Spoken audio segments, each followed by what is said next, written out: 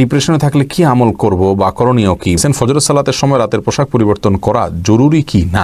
অনেক হুজুর বলে কাজা বলতে কোনো নামাজ নাই, এটা কেন বলে? যে কোনো জায়গায় কি নখ কাটা যাবে, বাথরুমে কি কাটা যাবে?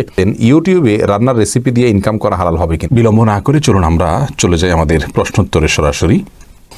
এমডি ইকবাল হোসেন জানতে চেয়েছেন ডিপ্রেশনে থাকলে কি আমল করব বা করণীয় কি? ভাই ইকবাল হোসেন, ডিপ্রেশনে থাকলে প্রথম করণীয় হলো সেজদা বেশি বেশি করুন, সালাত বেশি বেশি করুন, আল্লাহর কাছে চোখের পানি ফেলুন, তাহাজ্জুদের সময় ভোর রাতে উঠে একটু কান্নাকাটি করুন এবং সেজদা গিয়ে আল্লাহর সাথে কথাবার্তা বলুন এবং বেশি বেশি কোরআন কারীম তেলাওয়াত করুন। ইনশাআল্লাহ ডিপ্রেশন কমবে। ইস্তেগফারটা বেশি বেশি করতে পারেন, তাহলে সেক্ষেত্রে দুরুদ এবং ইস্তেগফার দুইটা বেশি বেশি করতে পারেন, ইনশাআল্লাহ পেরেশানি কমবে। বিভিন্ন হাদিসে দুরুদ এবং ইস্তেগফারের মাধ্যমে আল্লাহ তাআলা পেরেশানি দূর করেন বলে বর্ণিত রয়েছে।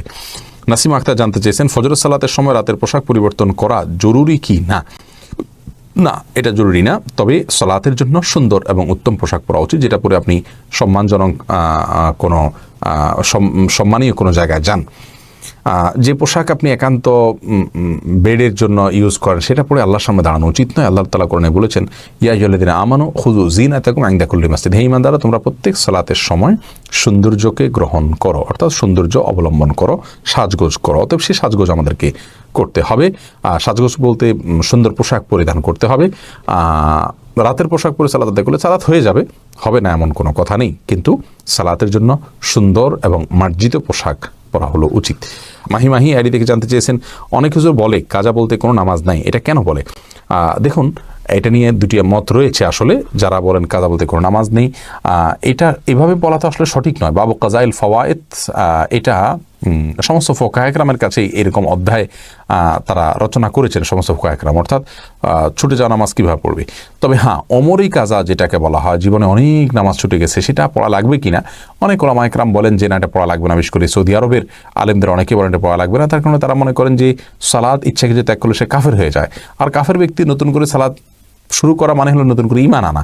তো নতুন করে ইসলামে যদি আসে তাহলে তার আগেরগুলো মাফ হয়ে যায়। ইসলাম ইয়াহদু মা কানা ক্বাবলা, হাদিসে আসছে ইসলাম গ্রহণ করলে আগেরগুলো সব মাফ, যার কারণে তার নতুন করে সালাত পড়লেই হবে, আগেরগুলো আর পড়া লাগবে না।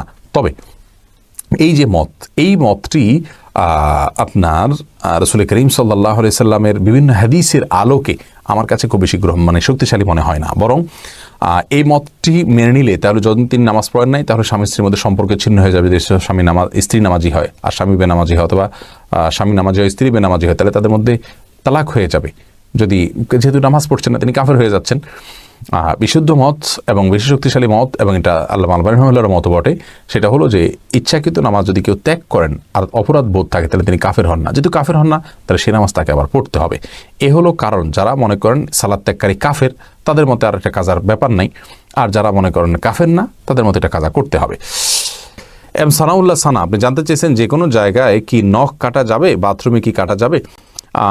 যে কোনো জায়গায় নখ কাটা যাবে কি না, শরীরের একটা অংশ নখ, অতএব বাথরুমে নখ কেটে ফেলে দেয়া এটা উচিত নয়। এটা এক প্রকার আপনার নখের বা নিজের আল্লাহ সৃষ্টি, নিজের শরীরের প্রতি এক প্রকার অসম্মান প্রদর্শন করা, যার কারণে এটা অনুচিত। যদি কেউ আপনার নখ কাটেন এরকম কোনো জায়গায়, তাহলে সেক্ষেত্রে তার জন্য উচিত হলো সাবধান থাকা। নখ কাটলে সেই নখটাকে কোনো মাটিতে পুঁতে ফেলা, অথবা এমন কোনো জায়গায় ফেলানো যেখানে মানব দেহের অসম্মান না হয়, সেদিকটা খেয়াল করা উচিত। বাস এটুকু খেয়াল করে আপনি যে কোনো জায়গায় কাটতে পারেন। তারান্নম শবনম জানতে চেয়েছেন ইউটিউবে রান্নার রেসিপি দিয়ে ইনকাম করা হালাল হবে কিনা? যাবে, পর্দার যদি বিধানগুলো লঙ্ঘন না করেন তাহলে সেক্ষেত্রে করা যেতে পারে। তবে ইনকাম যদি আপনি অ্যাডসেন্স করে উপার্জন করেন, সেটা আবার জায়েজ হবে না।